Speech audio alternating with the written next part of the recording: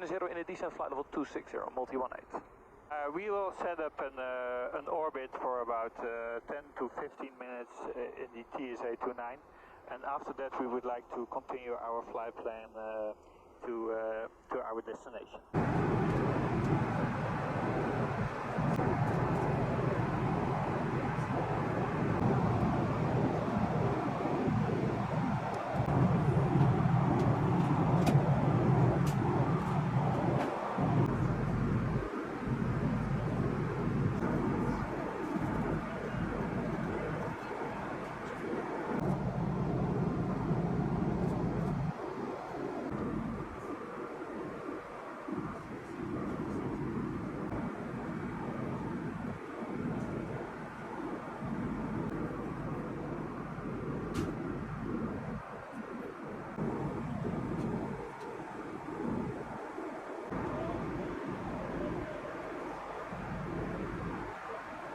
Copied, we are in a left-hand turn, then 070.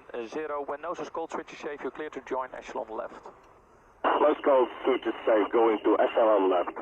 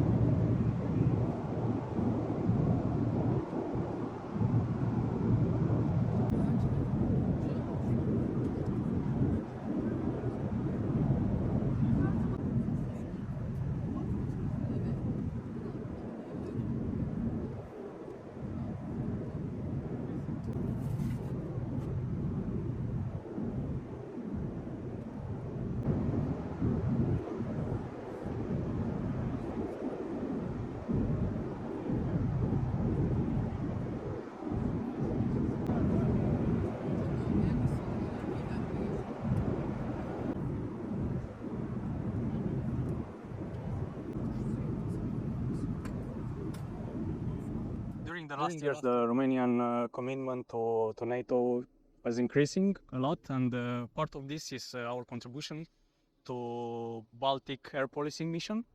It's the second time we are here. First time it was back in 2007 with MiG-21s, and now with F-16s. It's really important for Romania to be here to demonstrate our commitment, our increased commitment to NATO and the contribution of Romania to safeguarding the NATO airspace. We're really happy to work here together with our Portuguese partners and our Finnish partners. especially given the context of NATO summit, which is going to be held in just 1 week here in Lithuania. We are here on the doing a contribution for the policing of the Baltic countries' airspace. So we're here since the 1st of April, and we'll stay here till the end of July. And we have 4 jets ready to scramble, as you witness, and to perform any mission required here in the Baltics. Well, it's important, first of all, because we can give our contribute with what we know to do best, which is this type of mission, the QRA, Quick Reaction Alert.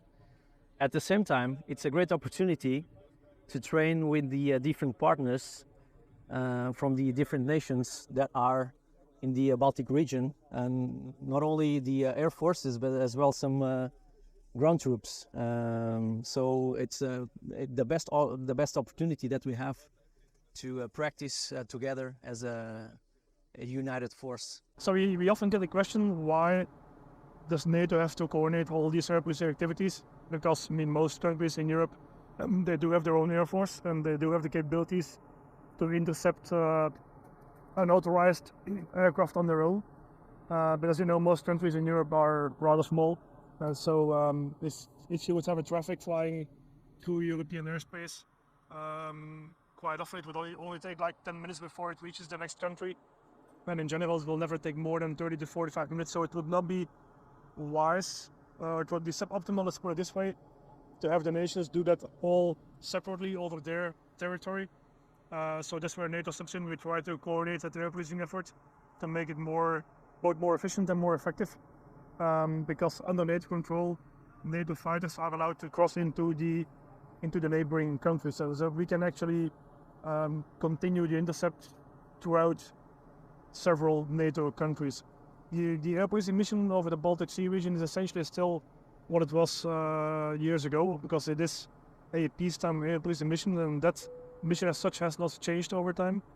But the Baltic Sea region is special for 2 reasons. First of all, because that's where we tend to see most of the Russian interactions with the Russians, because the Russians have to basically fly from their enclave, Kaliningrad, back to the Russian mainland along the coast of the 3 Baltic states. So of course, obviously, that's where we then get to intercept them.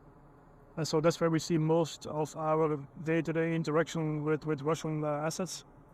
But the second reason is that the 3 Baltic states, although they have their own air force, they like fighter jets, so they don't have the means to actually intercept unauthorized aircraft, and that's where NATO steps in. So we provide that framework for them by inviting other nations to deploy forces on a temporary basis to one of the Baltic states.